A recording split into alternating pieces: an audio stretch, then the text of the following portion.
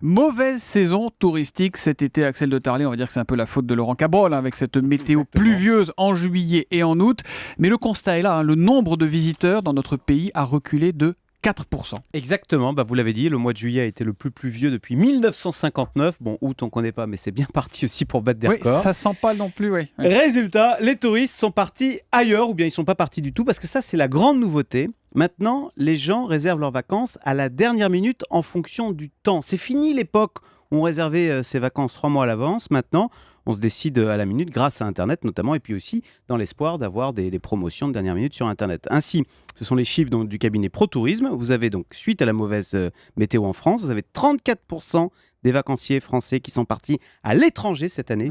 C'était 28% l'an dernier. Pardon, mais il faut avoir les moyens d'y aller à l'étranger. Alors, pas forcément, parce que maintenant, vous avez, avec les compagnies low cost, désolé, c'est pas plus cher de prendre un avion pour Madrid que de prendre un billet de TGV en France. Et vous avez même maintenant des compagnies de cars low cost qui sillonnent l'Europe pour des prix dérisoires. Vous arrivez à la fin des vacances, c'est le seul inconvénient.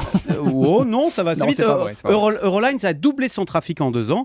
Donc, en fait, si on réfléchit, on est là maintenant avec le tourisme face à exactement la même problématique que pour l'industrie et l'économie française. Je m'explique, en matière de tourisme aussi, nous sommes désormais dans une économie ouverte. C'est-à-dire que les touristes font maintenant ce qu'ils veulent, ils partent, ils ne partent pas, ils vont où ils veulent, ils comparent. Et malheureusement, les vacances made in France sont souvent perçues comme chères, pour un résultat parfois moyen. Alors on sait tous ce que nous reprochent les étrangers, un accueil pas toujours aimable, le fait qu'on parle mal anglais ou encore des hôtels vétustes. Donc là aussi, c'est comme pour l'économie française, nous aurions besoin d'un choc de compétitivité pour le tourisme. Alors ça dit, on va quand même relativiser tout ça, Axel, parce que la France reste, et de loin, si je ne m'abuse, la première destination touristique mondiale. L'an dernier, on a même battu un record avec, je crois, 85 millions de visiteurs. Voilà. C'est ça ? Alors c'est vrai, mais ça tient à la définition d'un touriste. Savez-vous ce qu'est un touriste ? C'est une personne qui passe une nuit en France. Donc, on comptabilise par exemple comme étant touriste français un Allemand qui va passer ses vacances en Espagne et qui va passer une malheureuse nuit en France sur l'autoroute sans rien dépenser. Voilà, c'est comptablement un touriste. Mais si maintenant vous regardez les dépenses par visiteur, eh bien là, la France est très mal classée. On pourrait faire en tous les cas beaucoup mieux. Et c'est pas anecdotique le tourisme.